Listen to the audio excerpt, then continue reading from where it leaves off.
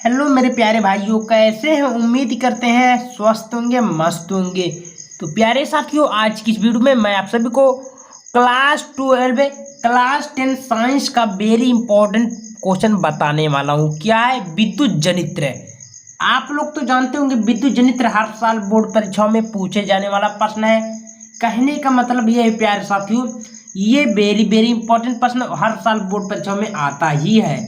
क्या बोलता है कि विद्युत जनित्र का परिभाषा, सिद्धांत, रचना तथा कार्यविधि एवं चित्र सहित स्पष्ट करें। वो कितना मार्क्स का पूछता है? आपको 6 नंबर का बिल्कुल पूछता है, ठीक है। और ज्यादातर विज्ञान कक्षा 10 में 100% ये आने वाला प्रश्न है।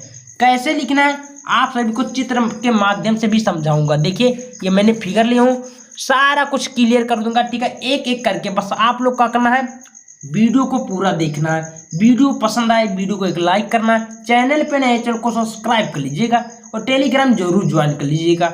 तो सबसे पहले आपको अगर पूछ लिया है विद्युत जनित्र का परिभाषा चित्र सहित स्पष्ट करें, तो क्या लिखना है? तो सबसे पहले किसी का डिफिनीशन लिखते हैं, तो उसके बारे में पहले हम लोग बताते हैं कि ये है। तो काले पेन से आपको लिखना परिभाषा, लिखना है परिभाषा में विद्युत जनित्र डायनामो का एक ऐसा यंत्र है जो यांत्रिक ऊर्जा को विद्युत ऊर्जा में बदलता है। ये क्या है? देखिए, कहने का मतलब ये यांत्रिक ऊर्जा को विद्युत, यानी कि कोई यांत्रिक यानी कि लोहा, मान लीजिएगा भाई एक प्रकार का मोटर देखें जो पानी चलाया जाता है, मोटर देखे ना, वो है विद्युत ऊर्जा। यांत्रिक ऊर्जा को विद्युत ऊर्जा में, देखिए इस प्रकार वो पानी, देखिए पानी कैसे ऊपर लाता है, तो लाइट के माध्यम से, करंट के माध्यम से ऊपर लाता है ना, वही बोला है। इसका कार्य फैराडे के विद्युत चुंबकीय प्रेरण के सिद्धांत पर आधारित है, यानी कि विद्युत चुंबकीय प्रेरण के सिद्धांत पर यह कार्य करती है। क्या? विद्युत जनित्र है। समझ में आया? चलिए, यहाँ तक किसी को कोई समस्या प्रॉब्लम नहीं है। चलिए अब हम लोग अगला चलते हैं। अगला हमारा है सिद्धांत, और सिद्धांत में क्या लिखना है सारा कुछ बताऊंगा। उसके बाद में आपको सिद्धांत लिखना। सिद्धांत में लिखना है जब किसी कुंडली को किसी अस्थायी परवल के चुंबकीय क्षेत्र में तेजी से घुमाया जाता है तो कुंडली में विद्युत धारा उत्पन्न होने लगता है। इतना ही लिखना है। बहुत सारे स्टूडेंट बोलते हैं कि भैया सिद्धांत में कितना बड़ा लिखना है, तो कोई दिक्कत नहीं, बड़ा लिखने से सटीक लिखो। नंबर अगर पाना, मैं सटीक बताता हूँ, सीधे सटीक कि आपके दिमाग में घुस जाए वो बताता हूँ, ठीक है। क्या लिखना है कि जब किसी कुंडली को किसी अस्थायी परवल के चुंबकीय क्षेत्र में तेजी से घुमाया जाता है तो कुंडली में विद्युत धारा क्या होती है, उत्पन्न होने लगती है, ठीक है। क्लियर बात? चलिए अब उसके बाद में आपको क्या करना होगा, देखिए संरचना बनाना हो। संरचना कैसे लिखेंगे? देखिए सबसे पहले लिखे इसके निम्नलिखित भाग है। क्या क्या भाग है? तो संरचना में आपको सबसे पहले लिखना होगा क्षेत्र चुंबक। ये संरचना वेरी इंपॉर्टेंट होगा।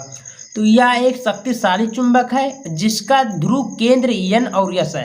अब बहुत सारे स्टूडेंट बोलते हैं कि एन और एस का मतलब क्या होता है, तो एन से होता है नॉर्थ माने उत्तर, और एस से होता है साउथ माने दक्षिण। तो एन और एस शॉर्टकट में बोला जाता है। क्लियर? चलिए अगला लिखना है आर्मेचर हेडिंग। यह एक आयताकार कुंडली होती है जो तांबे की क्रोड पर लगाकर बनाई जाती है। क्लियर? चलिए नेक्स्ट लिखना सर्पी ओरलय। सर्पी ओरलय क्या होता है? यह दोनों के सिरों के अलग अलग धातु से हलों से जुड़े होते हैं जिसे सर्पी ओरलय कहते हैं। ये भी क्लियर? चलिए अब हम लोग लिखते हैं कार्यविधि। और कार्यविधि कैसे लिखेंगे देखिए, ये भी बताऊंगा एकदम सरल माध्यम से। हेडिंग डालना है कार्यविधि। जब आर्मेचर कुंडली ABCD को घूमती है तो कुंडली से होकर जाने वाली फ्लक्स रेखाओं की संख्या में परिवर्तन होता है, अतः कुंडली में धारा प्रेरित हो जाती है। तो फ्लेमिंग के दाएं हाथ के नियम के अनुसार इस भुजाओं में प्रेरित धारा की दिशा वही है, x से बाहर जा रही है और y से क्या कर रही है, वापस आ रही है। अपने भाषा में लिखना, अपने भाषा में लिखोगे समझ में भी आ जाएगा, नंबरों भी मिलेगा, ठीक है। अब देखो, अब उसके बाद में नहीं समझा तो मैं फिगर के माध्यम से बताता हूँ। देखिए थोड़ा छोटा कर देता हूँ तो समझ में आएगा आपको। देखिए मैंने एक फिगर बनाया, इसका कहने का मतलब मान लीजिएगा ये एन है और ये एस है ना। एन माने क्या है, उत्तर है, और एस माने दक्षिण है। तो ये क्या है, मान लीजिए ये देखिए ये क्या है, सर्पियोला है। देखिए ये क्या है, रेखा की घूर्णन। देखिए ये जो है ये है घूर्णन रेखा, यानी कि इस मैंने रेखा खींचा, और ये जो होता है ये जो होता है ये सर्पियोला होता है। ये जो होता है इसमें वैद्युत धारा प्रवाहित हो रही है, यानी कि करंट उत्पन्न हो रही है। देखिए ऐसे ऐसे आता है। फिर ये कुंजी है, कुंजी लगी है, इसको कुंजी बोलते हैं, कुंजी लगी है। देखिए इसमें करंट हो रहा है, करंट आ रहा है। तो ये जो है इस प्रकार का क्या ब्रश है, ये पानी निकलती है इसमें। ये आर्मेचर है, ये जो है ये आर्मेचर कुंडली है, ये डी है, इसको हम सी से मानते हैं, ठीक है। ये हम लिख दिए घूर्णन अक्ष। तो इस प्रकार आपको फिगर बनाना है। ऐसे बनाओगे, ऐसे लिखोगे तो आपको 6 नंबर बिल्कुल मिलेगा। एक भी नंबर ना एग्जामिनर काटेगा, लेकिन फिगर ऐसे बनाना बिल्कुल, ठीक है। वीडियो पसंद आए वीडियो को लाइक करो, चैनल पे नए चैनल को सब्सक्राइब करो। धन्यवाद।